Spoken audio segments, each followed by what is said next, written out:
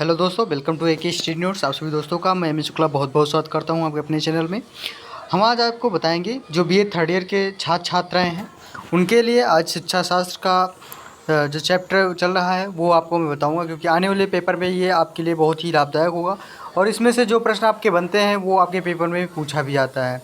तो दोस्तों देर ना करें और वीडियो को अंत तक देखते रहिए। और जो हमारे चैनल में नया है दोस्तों, फटाफट वीडियो को सब लाइक कर दें और चैनल को सब्सक्राइब कर दीजिए और वीडियो का बेल आइकन जरूर दबा दें, क्योंकि आने वाली वीडियो का नोटिफिकेशन आप लोगों तक बिल्कुल मिलता रहे। जी हाँ दोस्तों, अगर आप BA थर्ड ईयर में आप हैं तो उनके लिए जो शिक्षा शास्त्र ले रखे हैं आने वाले पेपर में, उनका सिलेबस जो है वो शिक्षा में नवीन प्रवृत्तियाँ एवं नवाचार के संबंधित आपका प्रश्न पत्र होगा। इसमें आपको एक एक मॉडल पेपर आपको क्लियर करके बताएंगे कौन सा प्रश्न कहाँ पूछा जाता है और कैसे आपको पेपर को करने हैं। तो ये सारी चीज़ें ध्यान में रखते हुए हम आपको ये वीडियो आज बहुत ही मोस्ट इम्पॉर्टेंट तरीके से आपको क्लियर किया जाएगा और आपको एक एक प्रश्न इम्पॉर्टेंट प्रश्न जो आपको प्रश्न में पूछे जाते हैं वो आपको क्लियर करके बताया जाएगा। तो चलिए दोस्तों चलते हैं आज के अपने क्लास की तरफ, और जो भी कुछ सीखने को मिल रहा है हम लोग ज़रूर सीखेंगे इस वीडियो से। आज का ये क्लास आपकी है दोस्तों। इसमें हम आपको बताएंगे BA तृतीय वर्ष शिक्षा शास्त्र, जिसे हम कहते हैं एजुकेशन। प्रश्न पत्र आपका होगा शिक्षा में नवीन प्रवृत्तियाँ एवं नवाचार। टाइम आपको पता है 3 घंटे का होता है। NEP मतलब होता है न्यू एजुकेशन पॉलिसी। सभी प्रश्न अनिवार्य है खंड A से। 50 शब्दों में आपके पहले प्रश्न और लास्ट प्रश्न आपके करने हैं। 50 शब्दों में टोटल प्रश्न आपको करने हैं। पहला प्रश्न आपका आता है फर्स्ट में कि धारा 45 क्या है। धारा 45 जैसे कहते हैं आर्टिकल 45। इसमें आपको लिखना होगा दोस्तों कि वर्तमान समय में शिक्षा को समवर्ती सूची में स्थान दिया गया है। इसको हमारे जो है वो शिक्षा की जो समवर्ती सूची में वो धारा नंबर आपका जो 45 है उस वर्तमान समय में जो शिक्षा को समवर्ती सूची में स्थान दिया गया है, जिस पर केंद्र और राज्य दोनों को कानून बनाने का अधिकार दिया गया है। भारतीय संविधान की धारा 45 का संबंध निःशुल्क एवं अनिवार्य प्राथमिक शिक्षा के संबंध में है। यानी कि धारा 45 का मतलब है दोस्तों आपका ये क्या है, शिक्षा से संबंधित है। यानी कि यहाँ पे अगर हम बात करेंगे तो ये निःशुल्क शिक्षा एवं अनिवार्य प्राथमिक शिक्षा के संबंध में आता है। और इस धारा के अनुसार राज्य इस संविधान के लागू होने के समय से 10 वर्ष के अंदर सब बच्चों के लिए, जब तक वे 14 वर्ष की आयु पूर्ण नहीं कर लेंगे, निःशुल्क एवं अनिवार्य शिक्षा प्रदान करने का प्रयास करेगा। यही होता है हमारा धारा 45। तो धारा 45 आप लोग को समझ में आया होगा आई होप दोस्तों। अब आपका सेकेंड क्वेश्चन आता है कि बालवाड़ी क्या है। सेकेंड क्वेश्चन आपका आता है बालवाड़ी क्या है। अब दोस्तों सोच रहे हैं कि बालवाड़ी का मतलब क्या होता है। बालवाड़ी का मतलब होता है दोस्तों खर्च। जो हमारा बालवाड़ी खर्च आता है इसको हम आप लोग को अच्छे से समझाने का प्रयास करें कि पहले तो हम लिखने का प्रयास करेंगे किस तरीके से लिखना है। 10 माह की अवधि हेतु बालवाड़ी खर्च रुपये 6000 आता है। जो बालवाड़ी खर्च रुपये आता है वो 6000 आता है। प्रत्येक बालवाड़ी में औसतन 18 बच्चे पढ़ते हैं। स्थानीय समुदाय से एक युवा महिला शिक्षक का कार्य करती हैं। इसकी स्थापना नगर महापालिका के विद्यालयों, सामुदायिक स्थलों, शिक्षक गृह या पूजा स्थलों की जाती है। प्रथम ट्रस्ट इन स्थानों के किराए को भुगतान नहीं करता है, परंतु उनके लिए मूलभूत प्रशिक्षण अधिगम सामग्री प्रदान करता है। शिक्षकों को प्रतिमाह रूप 250 रुपये का भुगतान प्रथम द्वारा किया जाता है।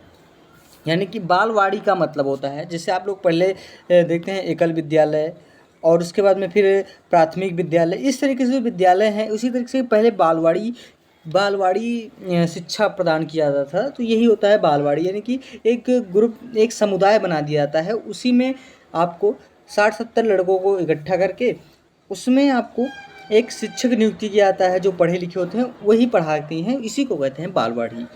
अब आपका आता है प्रौढ़ शिक्षा को स्पष्ट कीजिए। तीसरा क्वेश्चन है प्रौढ़ शिक्षा से आप क्या समझते हैं।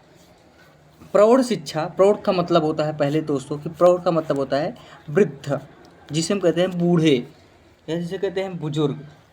तो प्रौढ़ शिक्षा ऐसी शिक्षा है जो प्रौढ़ों को दी जाती है। प्रौढ़ों का मतलब बूढ़ों को दी जाती है या फिर बात करेंगे तो जो 50 साल के ऊपर की उम्र की क्रॉस कर चुके हैं उनको प्रौढ़ावस्था में आ जाते हैं। तो इसके माध्यम से उन व्यक्तियों को साक्षर बनाया जाता है जो दीर्घ आयु के होते हैं अथवा समान रूप से जिनकी अवस्था 18 वर्ष की आयु से अधिक होती है। प्रौढ़ शिक्षा के बारे में यह धारणा प्रचलित की या निरक्षर लोगों को साक्षर बनाती है। सीखना, पढ़ना या गणना का ज्ञान कराना इसका मुख्य कार्य है। सन 1947 ईस्वी में राष्ट्रीय शिक्षा सलाहकार बोर्ड को सभा में मौलाना अब्दुल कलाम आज़ाद ने कहा था कि प्रौढ़ शिक्षा का उद्देश्य केवल वयस्क को साक्षर बनाना मात्र नहीं बल्कि इनके अंतर्गत वह सभी प्रकार की शिक्षा आती है जो प्रत्येक नागरिक को जनतांत्रिक व्यवस्था को विवेकपूर्ण सदस्य बनाए। तो ये होता है हमारा प्रौढ़ शिक्षा का महत्व। तो प्रौढ़ शिक्षा का मतलब आपको समझ में आएगा कि प्रौढ़ शिक्षा का मतलब कब दिया जाता है, यानी कि जो हमारे प्रौढ़ शिक्षा में जो व्यक्ति हमारे वयस्क व्यक्ति से ऊपर हो जाते हैं, मान लो जो वयस्क से सीधा प्रौढ़ावस्था में प्रवेश करते हैं और प्रौढ़ावस्था जब से शुरू होता है वहीं से ये प्रौढ़ता का शिक्षा जो जिसे पढ़ना नहीं आता है, पढ़ने के लिए इच्छुक होते हैं, उनके लिए ये शिक्षा अनिवार्य होती है। चौथा आपका आता है दोस्तों वैश्विक तापन क्या है। वैश्विक तापन का मतलब होता है वैश्विक तापन एक प्राकृतिक घटना है। वैश्विक तापन एक प्राकृतिक घटना है। वर्तमान समय में भूमंडलीय उष्णता एक जटिल समस्या है। वर्तमान समय में जो भूमंडलीय की उष्णता होती है वह एक जटिल समस्या प्रदान की गई है जिसका मुख्य कारण है पोल्यूशन या जिसे हम कहते हैं प्रदूषण। विशेष रूप से कार्बन आधारित जिसे ईंधन जो कार्बन आधारित ईंधन होता है, आपका पेट्रोल हो गया, डीजल हो गया आदि के दहन से उत्पन्न हुआ प्रदूषण। जैसे जैसे जलाए जाने वाले जैव ईंधन की मात्रा बढ़ रही है वैसे GHG यानी कि ग्रीन हाउस गैसें की परतें मोटी होती जा रही हैं। यह परत धरातल से होने वाले पार्थिव विकिरण को रोकती है जिससे पृथ्वी को तापमान धीरे धीरे बढ़ रहा है और भूमंडलीय उष्णता के कारण संपूर्ण पृथ्वी की जलवायु में परिवर्तन हो रहे हैं। तो ये होता है दोस्तों आपका वैश्विक तापन। अब आपका नेक्स्ट क्वेश्चन आता है बहुविध शिक्षा क्या है, यानी कि बहुविध शिक्षा क्या है। इसमें लिखना होगा आपको 5वें नंबर में कि बहुविध शिक्षा पद्धति के अंतर्गत औपचारिक शिक्षा के अतिरिक्त गैर औपचारिक प्रशिक्षण स्कूल या केंद्र, अपरंपरागत वैकल्पिक स्कूल और प्रौढ़ साक्षरता केंद्र, परंपरागत तथा आधुनिक संचार सूचना प्रणालियों द्वारा सामान्य ज्ञान तथा कौशलों व व्यवसायों की जानकारी प्रदान की जाती है। यूनिसेफ द्वारा चलाए गए यानी कि चेली बेटी और ब्राग कार्यक्रम इस बात के प्रमाण है कि बहुविधि शिक्षा प्रणाली चुनौतियों से भरी स्थिति की सामना कर सकती हैं। तो ये होती है बहुविधि शिक्षा।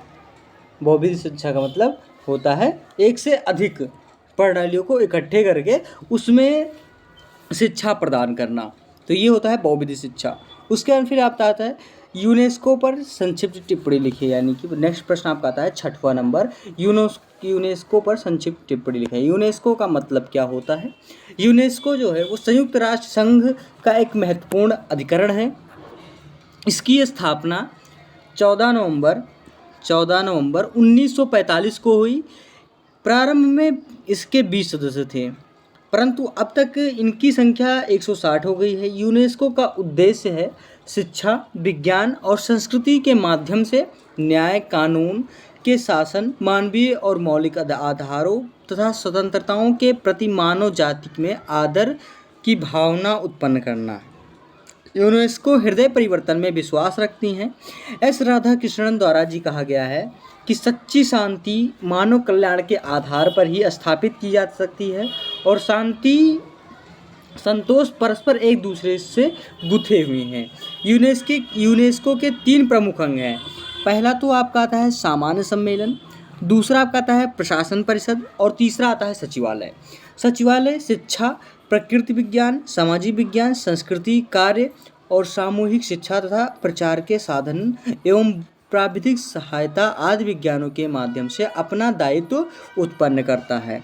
तो ये होता है आपका यूनेस्को के बारे में। जो यूनेस्को के बारे में आपका रहा कि किसके प्रति, कब और कहाँ उत्पन्न करता है। उसके बाद में फिर आपका आता है 7वां क्वेश्चन। 7वें नंबर पे आपका आता है कि नवोदय विद्यालय। नवोदय विद्यालय का मतलब क्या है? नवोदय विद्यालय से राष्ट्रीय एकता को बढ़ावा देने पर विशेष बल दिया गया है। नवोदय विद्यालय योजना के अनुसार देश के एक भाग के बच्चों को दूसरे भाग में ले जाकर उन्हें दूसरे बच्चों के साथ रखा जाता है, ताकि परंपरागत धार्मिक, सामाजिक एवं आर्थिक बाधाओं में से ऊपर उठकर उनका समुचित विकास एक भारतीय नागरिक के रूप में हो सके। इसलिए प्रत्येक नवोदय विद्यालय में लगभग 30% छात्रों का स्थानांतरण एक भाषाई क्षेत्र में दूसरे भाषाई क्षेत्र में एक नवोदय विद्यालय से दूसरे नवोदय विद्यालय में किया जाता है।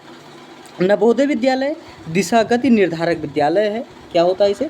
ये दिशागति निर्धारक विद्यालय होता है जिसमें ऐसे नए प्रयोगों एवं परिवर्तनों का पूर्ण संभावना रहती है जो ग्रामीण क्षेत्रों के करीब बच्चों की सृजनात्मक अभिव्यक्ति और योग्यता के प्रोत्साहन देने में सहायता करेंगे। और स्पष्ट है कि देश में शिक्षा के समान अवसर सुलभ कराने की दिशा में नवोदय विद्यालय एक अति महत्वपूर्ण प्रयास है। बहुत ही बढ़िया प्रश्न रहा ये आपका। उसके बाद में फिर आपका आता है 8वां प्रश्न, यानी कि सेक्शन ए का 8वां प्रश्न है कि भूमंडलीकरण से आप क्या समझते हैं।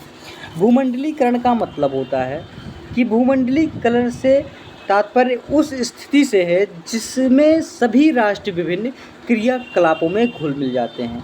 मतलब घुल मिल जाने कि उसी में हम लोग मिल जाते हैं, उसी में हम विलय हो जाते हैं। और यह उस व्यवस्था को प्रतिबिंबित करता है जहाँ विभिन्न राष्ट्र अपनी अपनी भौगोलिक सरहदों के बावजूद आर्थिक, शैक्षिक, सामाजिक आदि क्षेत्रों के विकास में अन्य राष्ट्रों को खुलकर सहयोग लेते हैं। भूमंडलीकरण का ऐतिहासिक सूत्र भारत की प्राचीन धार्मिक व सांस्कृतिक ही में निहित माना जा सकता है। भारतीय संस्कृति में विपुलता में दृष्टिगोचर, जिसे कहते हैं हम वसुधैव कुटुंबकम जैसे सूत्र वाक्य भूमंडलीकरण के संप्रत्य को स्पष्ट रूप से प्रतिबिंबित करते हैं। जो हमारा होता है वसुधैव कुटुंबकम, ये सूत्र जो हमारा है वो भूमंडलीकरण को सूत्र में बांध करके हम लोग कार्य करते हैं। यानी कि भूमंडलीकरण निसंदेह मानव जीवन के विभिन्न पक्षों में विश्वव्यापी सहयोग व समायोजन की प्रक्रिया कही जा सकती है। तो ये होता है आपका भूमंडलीकरण। उसके बाद में फिर आपका आता है दोस्तों 9वां क्वेश्चन कि शिक्षा में ओवरहेड प्रोजेक्टर के कार्य को बताइए, यानी कि उसका कार्य क्या है। ओवरहेड प्रोजेक्टर का उपयोग जो होता है वो मानव के उपयोग ज्ञानात्मक, मनोपेशीय और भावात्मक उद्देश्यों के प्राप्ति के लिए होता है। ज्ञानात्मक उद्देश्य के संदर्भ में इसके अनेक लाभ हैं तथा कौन कौन से हैं। पहला तो आपका आता है इसमें कि शिक्षक पाठ को प्रस्तुत करते समय संपूर्ण पाठ की रूपरेखा, मुख्य बिंदु अथवा पाठ का सारांश लिखित रूप से कक्षा में छात्रों के समक्ष खड़े खड़े कर सकता है।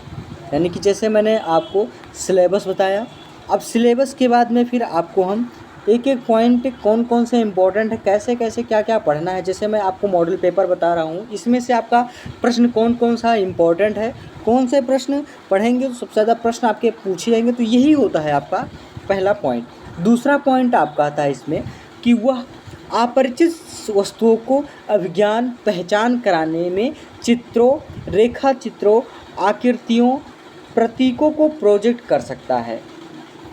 यानी कि यहाँ पे अगर अपरिचित वस्तु है तो उसे हम पहचान करवाएंगे, उसका हम ज्ञान कराएंगे, उसके रेखा चित्र और चित्रों और आकृतियों से हम प्रोजेक्ट करा के उसे हम समझाएंगे। तो ये होता है आपका दूसरा पॉइंट।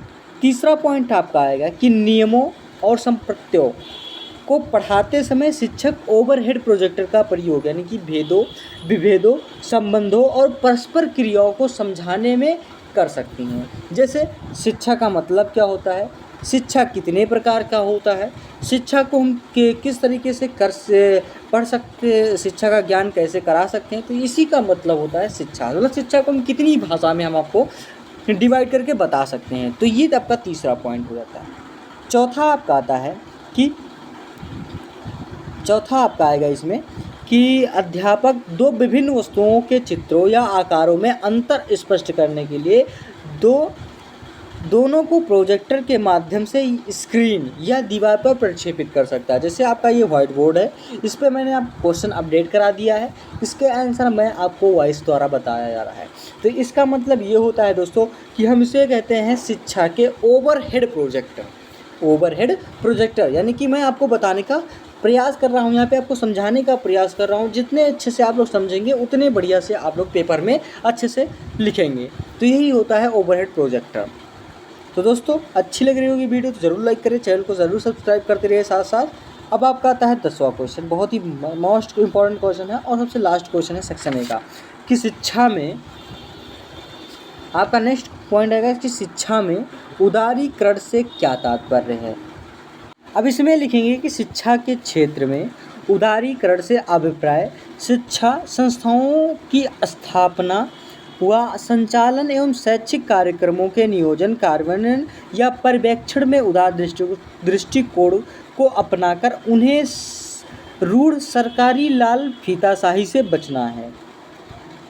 यानी कि सरकारी लाल फीताशाही से बचना है।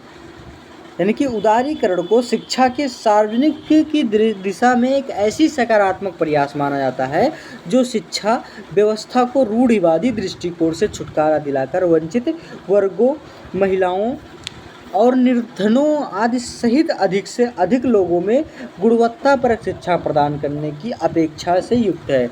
मुक्त एवं दूरस्थ शिक्षा प्रणाली, संप्रेषण साधनों की विपुल प्रयोग तथा छात्र केंद्रित शिक्षा व्यवस्था वस्तुतः शिक्षा के क्षेत्र में आई ही उदारीकरण को प्रवृत्ति की परिणाम कही जा सकती है। तो यही होता है शिक्षा का उदारीकरण। शिक्षा का उदारीकरण का मतलब होता है कि शिक्षा को सकारात्मक सिखाने का प्रयास किया जाए, यही होता है उदारीकरण। यानी कि उसे किस वर्ग से है, तो महिलाओं को, निर्धनों को और वंचित वर्गों को अच्छे से शिक्षा दिलाने का प्रयास किया जाए, यही होता है हमारा शिक्षा का उदारीकरण। उसके बाद में फिर आपका आता है सेक्शन बी। अब खंड बा में आपको केवल 5 प्रश्न करने हैं। इसमें आपको प्रत्येक प्रश्न का आंसर 200 शब्दों में देना है। अब आपका आता है दूसरा प्रश्न इसमें, यानी दूसरा प्रश्न में आपको आएगा कि संप्रेषण तकनीकी क्या है। संप्रेषण तकनीकी क्या है, इसकी शिक्षण में क्या प्रयोगिता है, यानी प्रयोगिता बात करें या उपयोगिता की बात करेंगे। तो ये सबसे पहले हम लिखेंगे कि संप्रेषण तकनीकी का मतलब, इसमें लिखेंगे कि शिक्षा जगत में जनसंचार के माध्यम अत्यंत उपयोगी सिद्ध हो रहे हैं। जनसंचार के साधन विद्यार्थियों को जीवन की वास्तविकताओं से परिचित कराते हैं।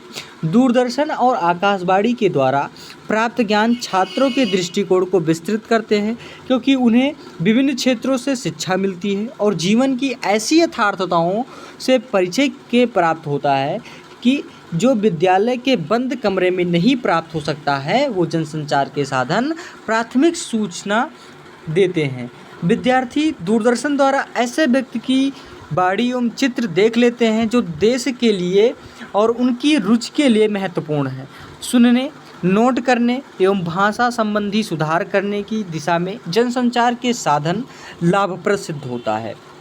राष्ट्रीय एकता, सांप्रदायिक सौहार्द और समर्पित सेवा भावना संबंधी बातों को सरस एवं मनोरम ढंग से उपस्थित कर जनसंचार के साधन शिक्षा जगत में क्रांतिकारी परिवर्तन लाने में सक्षम है।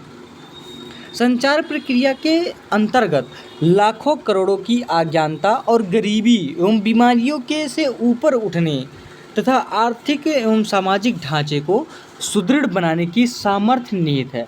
मानव संसाधनों के विकास, आर्थिक विकास और शिक्षा के व्यावसायीकरण, शिक्षा के आधुनिकीकरण और सामुदायिक विकास और आपका जो आता है वो प्रौढ़ और अनौपचारिक शिक्षा के क्षेत्र में जनसंचार माध्यम अति उपयोगी सिद्ध होता है। जैसे जनसंचार का मतलब होता है, जैसे मैं आपको YouTube के द्वारा आपको शिक्षा प्रदान करता हूँ, तो ये होता है जनसंचार से, यानी कि संप्रेषण जो संप्रेषण का तकनीकी होता है, इसी को कहते हैं संप्रेषण की तकनीकी। अब आगे बात करते हैं आपको कि शैक्षिक योजना और प्रशासन संचार साधनों की उन्नति, शिक्षा सामग्री के प्रसारण, अध्यापक वर्ग के मार्गदर्शन, विद्यार्थियों की अनुक्रिया तथा उनके मूल्यांकन कार्यों में कुशलता बढ़ाने की दिशा में जनसंचार उपयोगी है। संप्रेषण तकनीकी के रूप में तत्कालीन समाज के उत्पादन संबंधों की स्थिति में द्वंद्वात्मक संबंध होता है, अतः संप्रेषण तकनीकी और संचार की प्रक्रिया का अध्ययन उत्पादन संबंधों के स्वरूप और प्रकृति से विच्छिन्न करके नहीं किया सकता। अतः इस प्रकार कहा जा सकता है कि संप्रेषण तकनीकी के उपयोग के बिना शिक्षा उन्नति नहीं हो सकती है। यानी कि अगर संप्रेषण तकनीकी नहीं है तो आपकी शिक्षा अधूरी मानी जाएगी। तो यही होता है आपका शिक्षा संप्रेषण, यानी कि संप्रेषण तकनीकी। अब आपका आएगा दोस्तों इसमें नेक्स्ट पॉइंट, तीसरा क्वेश्चन आएगा कि शिक्षा में यूनिसेफ की भूमिका को स्पष्ट कीजिए। यानी कि यूनिसेफ जो हमारा, इसकी क्या भूमिका है शिक्षा के ऊपर, यह आपको यहाँ पे बताने का प्रयास करेंगे। सबसे पहले लिखेंगे दोस्तों इसमें प्रतिवेदन, हेडिंग डालेंगे आप प्रतिवेदन। इसमें लिखना होगा कि जून 1980 ईस्वी में शिक्षा के क्षेत्र में यूनिसेफ की सहायता से विश्वव्यापी सर्वेक्षण और मूल्यांकन पर प्रतिवेदन प्रस्तुत किया गया है। इसमें शिक्षा में यूनिसेफ के अधिक योगदान की सांख्यिकीय पर्यावलोकन किया गया है। पर्यावलोकन का मतलब होता है उस पर कार्य किया जा रहा था, यानी कि उसके अकॉर्डिंग कार्य किया गया है, उस पर विशेष रूप से बल दिया गया है। गुणात्मक मूल्यांकन से निम्नलिखित तथ्य प्रकाश में आए हैं, जैसे सभी बच्चों को प्रभावतः ढंग से शिक्षा देने के लिए तैयार किए गए हैं। व्यापक सुधार कार्यक्रम पर अभी तक केवल कुछ ही दिशों में क्रियान्वीकरण किया गया है, यानी कि उस पर कार्य किया गया है, उस पर क्रिया पे बल दिया गया है। अधिकांश देशों में यूनिसेफ के सहयोग से आमूल सुधार तो संभव नहीं हुआ, परंतु कुछ प्रगति अवश्य देखी गई है, और वह भी प्रशिक्षण के क्षेत्र में। इसके अतिरिक्त इसके सहयोग से पठन पाठन सामग्री, विशेष रूप से पाठ्य पुस्तकें प्रकाशित करने की राष्ट्रीय क्षमता को बढ़ाने में भी सफलता मिली है। विद्यार्थियों के पाठ्यक्रम में पानी, भोजन, आहार, स्वस्थ और बच्चों के पालन पोषण आदि से संबंधित शिक्षा का समावेश कराने में बहुत सफलता नहीं मिली है। प्रायः स्कूली शिक्षा में रुचि बढ़ रही है और समुदाय के आधार बनाकर कई स्थानों पर रोचक शुरुआत की जा चुकी है। इसका अत्यधिक विस्तार करने की संभावनाएं विद्यमान हैं। अब अनौपचारिक शिक्षा में व्यक्तियों की रुचि बढ़ रही है, जबकि प्राथमिक विद्यालय पद्धति की स्थानीय व्यवस्था में वह बहुत कम दिखाई पड़ती है। अनौपचारिक शिक्षा की लोकप्रियता ही संभवतः प्राथमिक विद्यालय शिक्षा के विस्तार की कुंजी है। फिर आपका आता है यूनिसेफ का सहयोग। यूनिसेफ के सहयोग इस पर्यवेक्षण के आधार पर शिक्षा में यूनिसेफ का सहयोग स्पष्ट रूप से देखने को मिलता है। पहला आपका आएगा इसमें आपका दोस्तों कि यूनिसेफ की रुचि का विशेष क्षेत्र बच्चे के जीवन, उसकी देखरेख, सुरक्षा और विकास। इसके लिए यूनिसेफ मूलभूत सेवाओं के अंग के रूप में व्यापक शिक्षा के लिए उठाए जाने वाले कदमों का समर्थन करेगा। दूसरा आपका आएगा इसमें कि यूनिसेफ स्कूली शिक्षा के पुनर्विन्यास के लिए बच्चों को कुछ सहायता देगा, जो प्रायः संगठित आधार के अभाव में लाभप्रद सेवाओं से वंचित रह जाते हैं। साक्षरता पर अधिकार जो है वो अधिक ध्यान दिया जाना चाहिए और उस पर प्रभावात्मकता बनाने के लिए और अधिक सहायता दी जाएगी। तीसरा आएगा कि यूनिसेफ पारंपरिक रीतियों की उपेक्षा न करते हुए छोटे छोटे बच्चों की देखरेख विकास के लिए उपाय की खोज की जाएगा। उसके बाद में फिर आपका आएगा कि यूनिसेफ राष्ट्रीय और स्थानीय अधिकारियों द्वारा प्रयोग के लिए निरीक्षण, सूचक, मॉनिटरिंग इंडिकेटर्स एवं पद्धतियों के विकास में सहायक होगा। उसके बाद फिर आप क्या आएगा दोस्तों कि यूनिसेफ कम सेवा प्राप्त समूह के लिए, विशेष रूप से लड़कियों व महिलाओं के लिए, कम आय वाले परिवारों के लिए अपनी योजनाओं के धन लगाता रहेगा। फिर आपका आता है मूलभूत सेवाएं। इसमें आपका है कि इनमें से पहले सुझाव में मूलभूत सेवाओं का उल्लेख है। उसके अनुसार शिक्षा, स्वास्थ्य, जल व्यवस्था, बच्चों की देखरेख, आय वृद्धि आदि से संबंधित अन्य बुनियादी सेवाओं की योजना बनाने में उन्हें क्रियान्वित करेगा। उनमें बनाए रखने और सलाह पर प्रयोग में भूमिका निभा सकता है। शिक्षक रूढ़िगत प्रशिक्षण के साथ साथ ऐसे अन्य क्षेत्रों में उलझ रहा है जो अभी तक शिक्षा शास्त्र के अंतर्गत नहीं आते हैं। यानी बात करें तो इसमें भार वृद्धि भी होगी जो पहले से बहुत बोझिल है। राष्ट्रीय उद्देश्य को ध्यान में रखने, विभिन्न वातावरण में रहने वाले विभिन्न व्यक्तियों को आवश्यकता को देखते हुए पाठ्यक्रम में आमूल सुधार किया जाना आवश्यक है। यूनिसेफ को शिक्षा का विचार विस्तृत है। इसमें बच्चे के जीवन सुरक्षा, देखरेख, उसे पढ़ा लिखा कर तैयार करने से संबंधित अनेक लाभप्रद गतिविधियों का समावेश किया जाएगा। उसके बाद फिर आपका आता है चौथा क्वेश्चन कि भारत में उपग्रह यानी कि भारत में उपग्रह कार्यक्रम पर टिप्पणी लिखिए। बहुत ही बढ़िया प्रश्न ये भी आपका है कि जो आपका उपग्रह व्यवस्थाएं हैं उसको आपको यहाँ पे बताया जाएगा, क्योंकि ये भी प्रश्न आपके पेपर में सबसे ज़्यादा पूछे जाते हैं।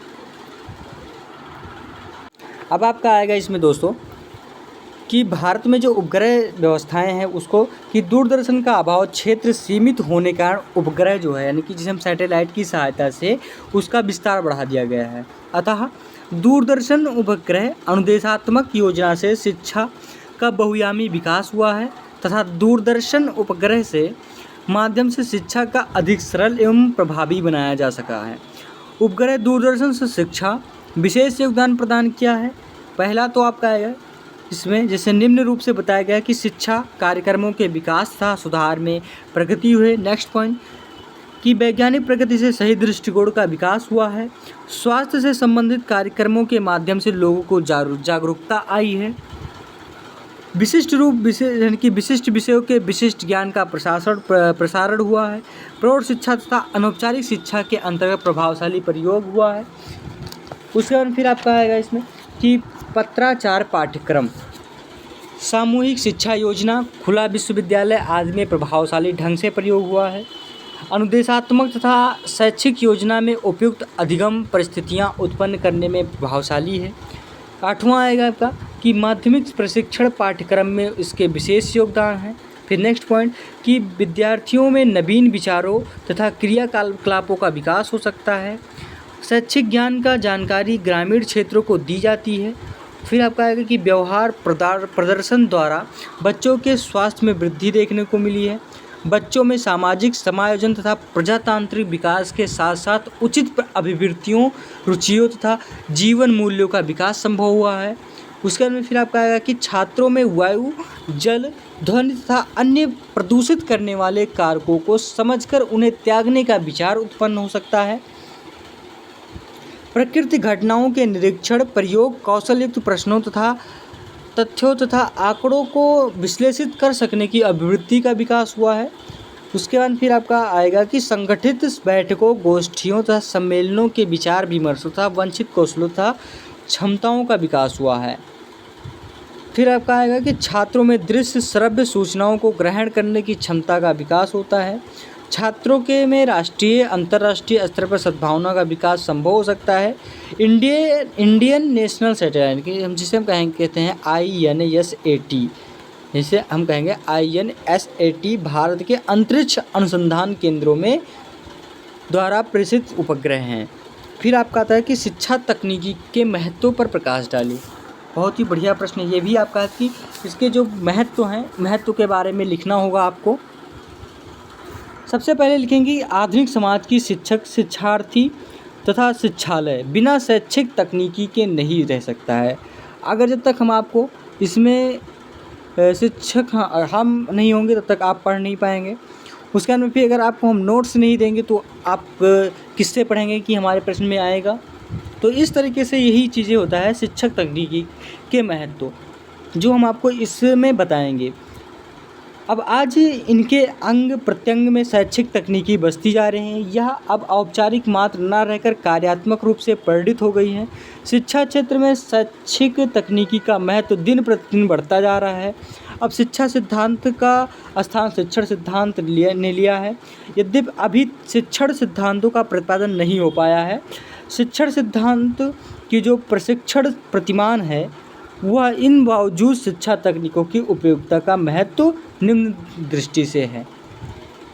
पहला आपका आएगा इसमें दोस्तों कि शिक्षा तकनीकी के द्वारा प्रशिक्षण प्रक्रिया अधिक प्रभावशाली एवं सार्थक होती हैं। शैक्षिक तकनीकी बालकों के व्यवहार का अध्ययन करती हैं और उसमें वांछित परिवर्तन लाती हैं। यह तकनीकी शिक्षण में उपागम, शिक्षण व्यूह रचनाओं तथा शिक्षण विधियों के विषय में वैज्ञानिक ज्ञान प्रदान करती हैं। शैक्षिक तकनीकी के आधार के द्वारा शिक्षण इस बात का ज्ञान भलीभांति प्राप्त करता है कि समयानुकूल किस श्रव्य दृश्य सामग्री का प्रयोग किए जाएं। तकनीकी micro teaching, mini teaching, T training आदि के द्वारा कुशल एवं प्रभावशाली शिक्षकों को तैयार करती है। फिर आता है कि आज जनसाधारण के आसपास रेडियो, टीवी आदि उपलब्ध है। इसका उपयोग शिक्षा के जगत में कर सकते हैं आप। उसके बाद फिर आपका आता है कि हार्डवेयर उपागम के द्वारा विद्वानों के विचारों को संकलित किया जा सकता है। आवश्यकता पड़ने पर उनका प्रसार भी किया जा सकता है। शोध कार्यों ने इनके विचारों से सहायता भी ली जा सकती है। शिक्षण तकनीकी शोध कार्य के लिए शिक्षा में नए प्रयोग हेतु अवसर प्रदान करती है, जिनका प्रभाव शिक्षण प्रक्रिया प्रत्यक्ष दिखाई पड़ती है। अपकृत अनुदेशन, रेडियो द्वारा, टेप रिकॉर्डर आदि के प्रयोग उच्च शिक्षा के स्तर को बनाए रखने में सहायता मिल सकती है। शैक्षिक तकनीकी जहां प्रभावशाली शिक्षक तैयार रह करती है, उन सभी प्रभावशाली शिक्षकों के द्वारा उनके ज्ञान कौशलों को लाभ विभिन्न क्षेत्रों के लोग आसानी से उठा सकते हैं। फिर आपका आता है कि छात्रों में सीखने के प्रति प्रेरणा जागृत करती है। इसकी सहायता से शिक्षण में नए प्रतिमान बनाए जाते हैं। तो इस तरीके से आपका ये जो तकनीकी था, तकनीकी के बारे में मैंने आपको बताया। उसका फिर आपका आता है लोक जुम्बिश, यानी कि लोक जुम्बिश के महत्व पर प्रकाश डालिए। छठवां क्वेश्चन है लोक जुम्बिश। लोक जुम्बिश का मतलब क्या होता है आप?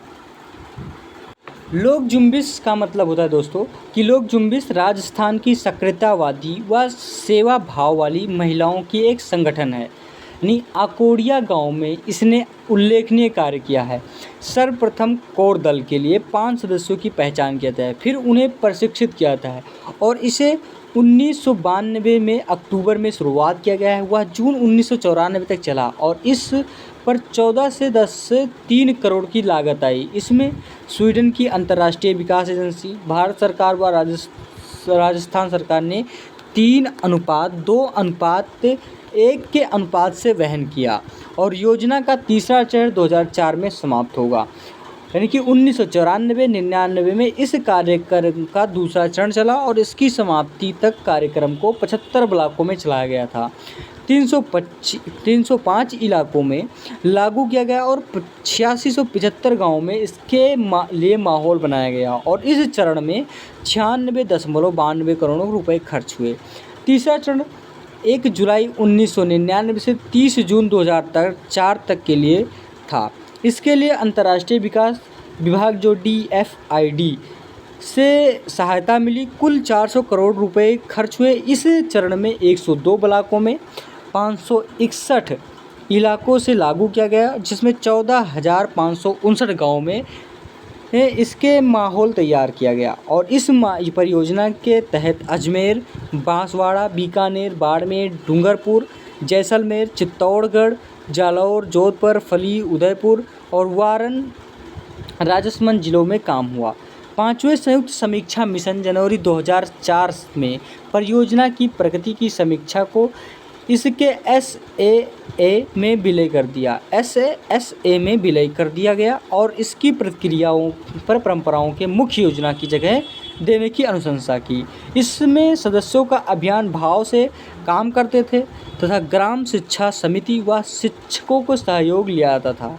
राज्य स्तर पर एक सदस्यीय दल गठित किया जाता था जो 100 से 150 गाँव के उत्तरदायित्व का वहन करने हेतु ब्लॉक परिचालन समूह को समर्थन देता था। विद्यालय खोलने का कार्य खंड स्तरीय शिक्षा प्रधान समिति करती थी। ग्रामीण शिक्षा कार्य एक सचल अभिकरण द्वारा किया जाता था। इस योजना में स्वीडन की अंतर्राष्ट्रीय विकास प्राधिकरण की सहायता प्राप्त हुई है और इस परियोजना में न्यूनतम अधिगम स्तर आधारित कक्षा 1 से 4 की पाठ्य पुस्तकों के विकास द्वारा प्राथमिक शिक्षा के गुणात्मक सुधार में काफ़ी सहायता मिली है। तो ये होता है आपका लोक जुम्बिश कार्यक्रम। इसी को बोले हैं लोक जुम्बिश, यानी कि शिक्षा के आधार पर ब्लॉकों पे कार्य करना को हम क्या कहते हैं, लोक जुम्बिश कार्यक्रम। अब आपका आता है नेक्स्ट कि शिक्षा में उदारीकरण से आप क्या समझते हैं, यानी कि शिक्षा में उदारीकरण पर एक निबंध लिखिए, यानी कि उस पर एक टिप्पणी लिखिए। बहुत ही बढ़िया प्रश्न ये भी आपका है। हेडिंग डालेंगे आप उदारीकरण। उदारीकरण का मतलब होता है दोस्तों कि उदारीकरण से तात्पर्य नियमों एवं कानून सरकारी या नियामक संस्थाओं के नियंत्रण से पूर्ण या आंशिक शिथिलता से है। उदारीकरण वस्तुतः राज्य के अधिकार क्षेत्र की सीमित करके व्यक्ति, संस्था या अभिकरणों की राज्य की सत्ता से मुक्त कराता है। दूसरे शब्दों में उदारीकरण जीवन के किसी क्षेत्र के किसी प्रकार के दमनकारी हस्तक्षेप के विरोधी हैं। अर्थात उदारीकरण यानी कि उदारवादी दृष्टिकोण से धार्मिक, आर्थिक, सामाजिक, राजनीतिक या नैतिक हस्तक्षेप से स्वतंत्रता का भाव निहित रहता है। यह समाज के स्थान पर समय, उद्देश्य, व्यक्तियों के प्रति आस्था व प्रतिबद्धता वाली नीतियों का पोषक होता है। उदारवाद ने ही सत्ता के केंद्रीकरण का प्रतिनिधित्व करने वाली किसी व्यवस्था का विरोध करने वाली शक्तियों को घनीभूत करके स्वतंत्रता के विरुद्ध कार्य करने वाली व्यवस्था को खंडन करने का प्रयास किया है। सामाजिक क्षेत्र में इसमें धर्मनिरपेक्षता को पोषित करने व जाति में व्यवस्था खंडन किया है। जैसे आर्थिक क्षेत्र में वह मुक्त व्यापार को बढ़ावा देना, राजनीतिक क्षेत्र में संसदीय लोकतंत्र को पुष्टि करना, 17वीं तथा 18वीं शताब्दी में पहले चर्च तथा फिर राज्य के प्राधिकारवाद के प्रति उदारवाद दृष्टिकोण से उदय करना, जो 19वीं और 20वीं शताब्दियों के अन्य क्षेत्रों में फैला हुआ था। शिक्षा का क्षेत्र भी परिवर्तन अछूत नहीं रहा। जिस शिक्षा के क्षेत्र में उदारवाद के प्रविष्टियों के फलस्वरूप शिक्षा के अर्थ व स्वरूप के साथ साथ शिक्षा के उद्देश्यों, पाठ्यक्रम व विधियों को एक सकारात्मक परिवर्तन के दौर पर गुजरना पड़ा है। शिक्षा के क्षेत्र में उदारीकरण से अभिप्राय शिक्षा संस्थाओं की स्थापना व संचालन एवं शैक्षिक कार्यक्रमों के नियोजन यानी कि क्रियान्वयन या पर्यवेक्षण के उदार दृष्टियों से अपनाकर उन्हें रूढ़ सरकारी लात फीताशाही से बचाना होता है। उसके बाद फिर आपका आता है कि मुक्त एवं दूरस्थ शिक्षा प्रणाली संप्रेषण साधनों को विपुल प्रयोग तथा छात्र केंद्रीय शिक्षा व्यवस्था वस्तुतः शिक्षा के क्षेत्र में आई उदारीकरण प्रवृत्ति को परिणाम कही जा सकती है। निश्चय ही किसी उदारीकरण एक स्वागत योग्य कदम है, परंतु इनमें मानकों या गुणवत्ता से गिरावट का प्रतीक ना समझकर रूढ़ व दमनकारी हस्तक्षेप से छुटकारा दिलाने वाली प्रक्रिया माह के रूप में स्वीकार करना होगा। तो ये होता है शिक्षा में उदारीकरण। तो ये रहा आज के आपके सेक्शन बी के सारे प्रश्न। उसके बाद में फिर आपको सेक्शन बी से ये सारे प्रश्न आपको मैंने एक एक करके सारे बताया। अब आपका आता है सेक्शन सी यानी खंड सा। खंड सा में केवल 2 प्रश्न करना है आपको। प्रत्येक प्रश्न का आंसर आपको 500 शब्दों में लिखना है। इसमें 8वां प्रश्न आपका आता है दोस्तों कि मुक्त विश्वविद्यालय की आवश्यकता और महत्व पर प्रकाश डालिए। यानी कि मुक्त विश्वविद्यालय क्या है और इसके आवश्यकता पर और महत्व पर प्रकाश डालिए। इसकी आवश्यकता क्यों है, इसका महत्व क्या है, तो ये चीज़ें यहाँ पे आपको बताया जाएगा। 9वां आपका आता है कि शिक्षा में दूरदर्शन की उपयोगिता एवं महत्व पर प्रकाश डालिए। यानी कि शिक्षा में दूरदर्शन की उपयोगिता क्या है जो हमारे शिक्षा पे महत्व देगा और उस पर प्रकाश डालेगा कि हमारी शिक्षा से दूरदर्शन से क्या सहायता मिलती है।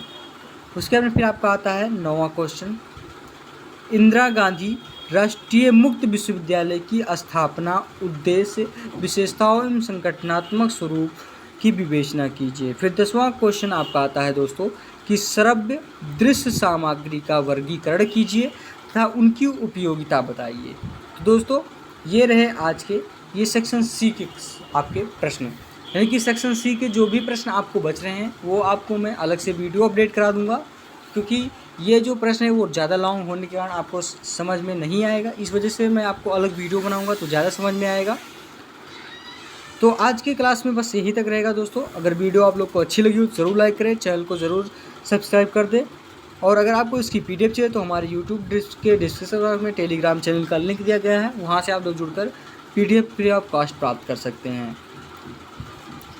और हमारे चैनल में अगर आप लोग नए हैं तो चैनल को ज़रूर सब्सक्राइब कर दीजिए दोस्तों। इसी के साथ अगली वीडियो के साथ ज़रूर उपस्थित होंगे। धन्यवाद दोस्तों।